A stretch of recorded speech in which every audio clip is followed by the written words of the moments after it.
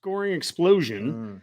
And the offensive breakdown, Dave, is that, it's the start of fall camp now. And so, we can get a little deeper now into talking about offense, talking about defense, talking about the actual team is practicing. And so they kicked off the fall camp today.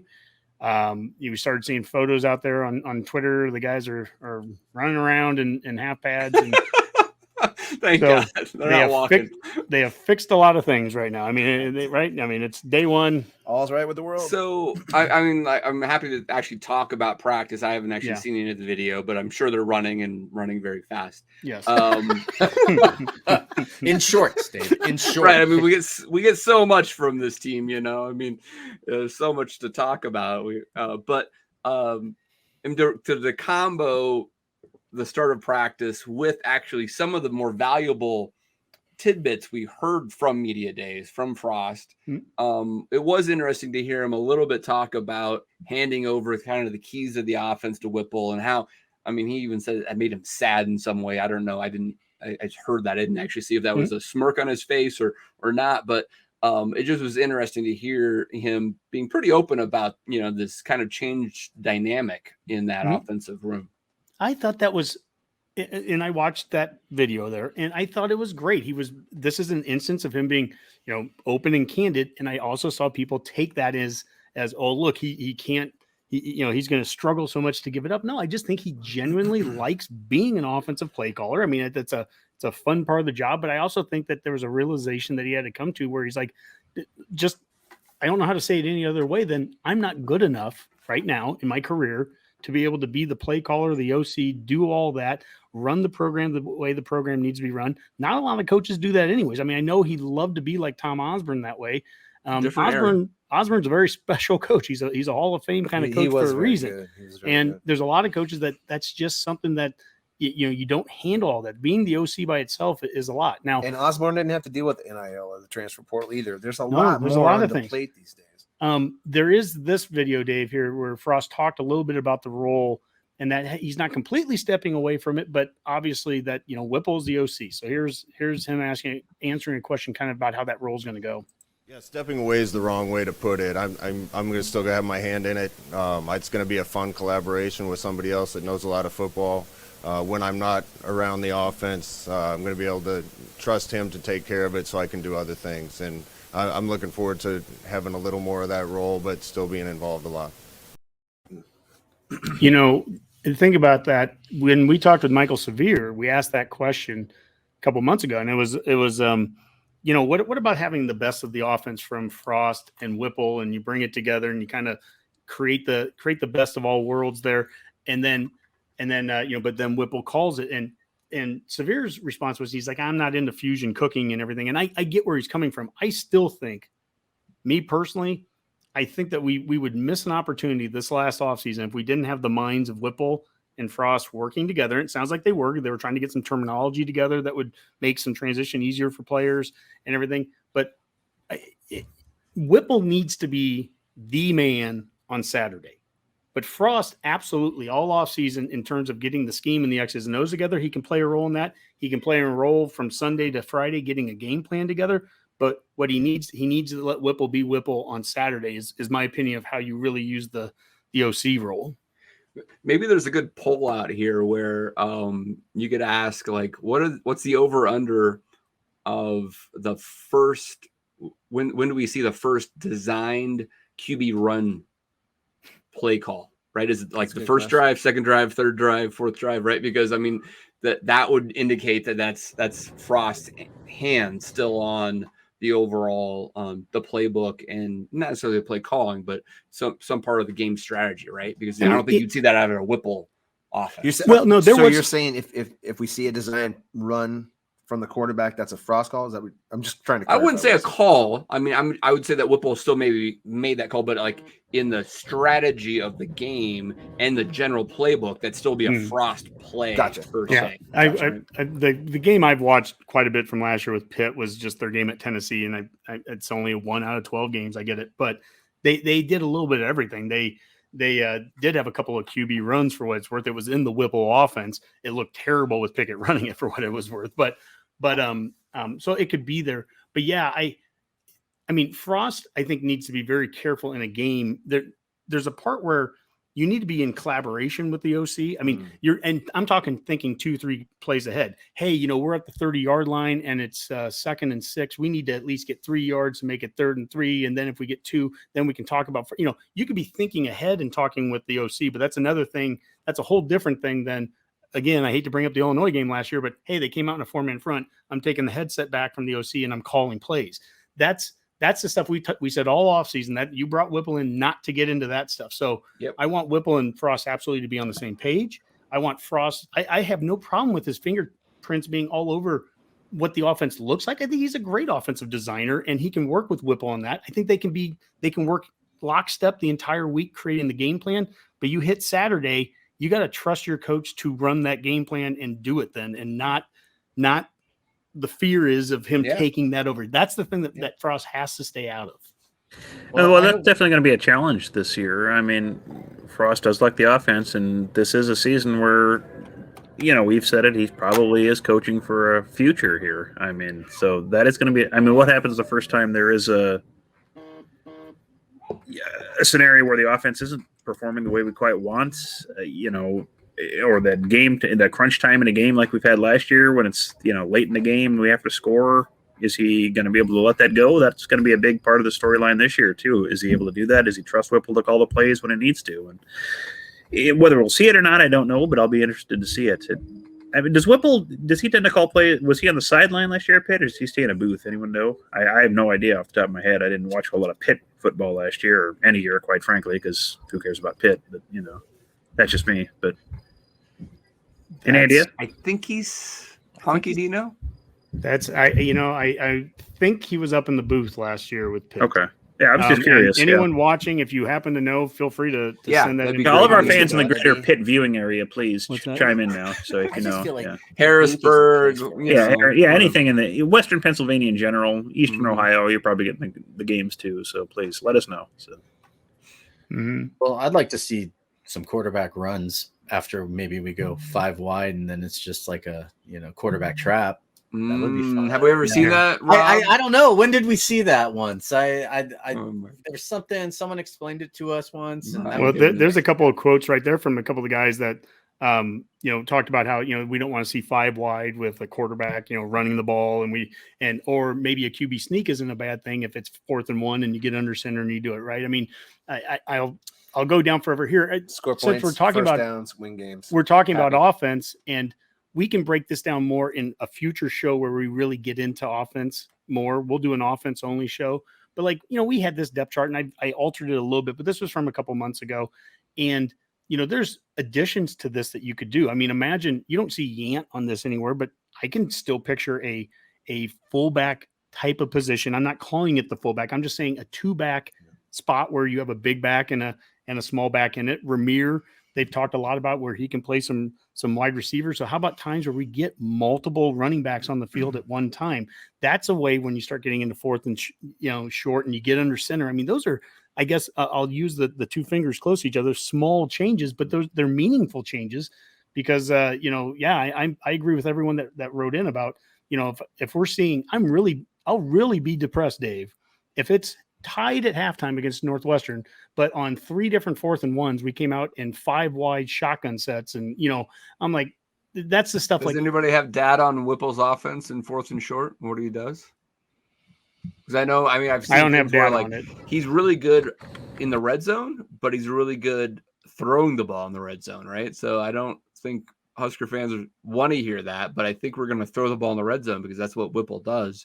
I'd be curious to know what his 4th down conversion rate is and what his play calling is. I'd be interested too in what the personnel grouping would be in that. Sure. Like, does he use the tight end? Well, you get Vokalek on the field. You get a guy like Chancellor Brewington. You get a guy like Yant in the backfield, and you start to get a couple. You get different body types in there, and maybe get to 2 backs, have another back on the field too, and you can do some things where you have the crackback motion with Brewington that has worked well, and play action and roll out of that, or shovel pass. No. There's the back I forgot about. Okay, 1 shovel pass at the goal line, and we're done. We're done. The show that would definitely be a Frost call. That would be the death of the Go Big Red Cast is 1 more shovel pass at the goal line. I think we all can just call it quits. Or if we open up Ireland with that's something like that, or a slant pass to the sideline. That's what throw it out to the flat. Yep. I want to show this again because, guys, this will be, I think, an opportunity for us. Take a look at this. Take a look at this when you rewatch the show or whatever. We'll come back and we'll do an offensive show in a couple of weeks, and I think we can really kind of, at that point, maybe we'll start to have more information too about which guys are looking certain ways at different positions. But like somebody's hurt or something like that. Yeah, if there's an injury or whatever. Like I just moved Newly off this. He was on it, from a couple months ago, right? So I put Ben Hart up at right tackle. There's Corcoran. I put him at right guard. Kevin Williams Jr., who Rob talked with back in February, he's left guard. There's Teddy Prohaska at left tackle.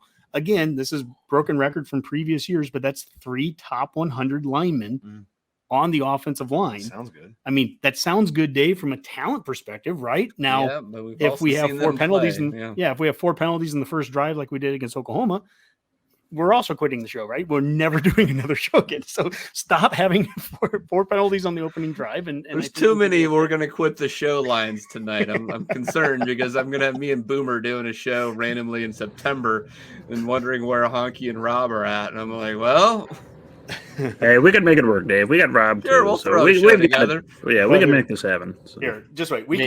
I can have this guy here. Yeah, just do that, and I'll just get some of Rob's dumbest quotes and just push play on those. Rob, are you going to take that? Well, how about true is a problem. How about this? That's the thing, though, is that I'm usually right. Dave calls me stupid, and then it turns out to be right. So call it stupid all you want, Dave, but you're just mad that I'm generally correct. So. Well, how about this? This is I hope you're generally correct this year. Yeah, some offensive tweets of the week here that will help get us out of scoring explosion. One of them here came from Adam Brenneman, and he gave the top 5 play callers in college football. And this was from, I don't know, July 18th. What's that? Is that a drawing? We need to get back to more drawings with like college football posters and stuff. You remember like the Big 8 when we had like courtroom drawings? Is that what you're looking for? Like a stylized photograph. 100%. We need to scoping almost. We need graphic designers to get in that. Yeah, graphic designer Swobes for us. So he could do that. He's outstanding. But anyways, Adam Brenneman, so this is some national guy, and he wrote his top 5 play callers in college football. And number 1 was Lincoln Riley at Southern Cal. There's number 2, Ryan Day with Ohio State. Lane Kiffin with Ole Miss, Bill O'Brien at Alabama, and number 5, Mark Whipple at Nebraska. Again, that's Honky, can you bring that back up again? Sure. I'm wondering if Swobes could zoom in and we could see Whipple's play sheet there. It looks like he's on the sideline for sure there too. Yeah. Yeah, that certainly wouldn't be in a booth. Yeah, no question. Yeah. Yeah, all the passes were written in black, and so that's the. But so he has a reputation of being a successful play caller there. When we talked again, I brought him up a couple times with Michael Severe. When we talked with him, Severe was very high. He said a year ago on Whipple, long before he ever thought Whipple was going to come here. By the way, he just thought that he runs an offense and calls an offense well. So I mean, we're coming. This is the weird thing. This is how does Brett Ciancia have us at number 2 when we were 3-9? Yeah, in the West. How do these people have us projected that way? And it's like in today's world, between the transfer portal, you can lose a 4-year starting quarterback, but replace him with a quarterback who started for a year at Texas. We get rid of the OC and we bring in an offensive coordinator who, at least by some people, are calling him a top 5 play caller in the country. So there are clear upgrades, and there's reasons for optimism. There's reasons for skepticism, and I get those too. Mm-hmm. But there's reason for optimism, and I thought that was interesting. That wasn't somebody from a local media source saying that. That's someone national saying that we have a top 5 play caller. And that's something I want to ask him next week when we have him on the show next Wednesday night. Just a little quick plug there, but I want to know too, because usually when we have him on the show, he's not up on Nebraska. He usually just is nice to us about it and isn't too hard, but he never Nebraska has Nebraska fans a lot.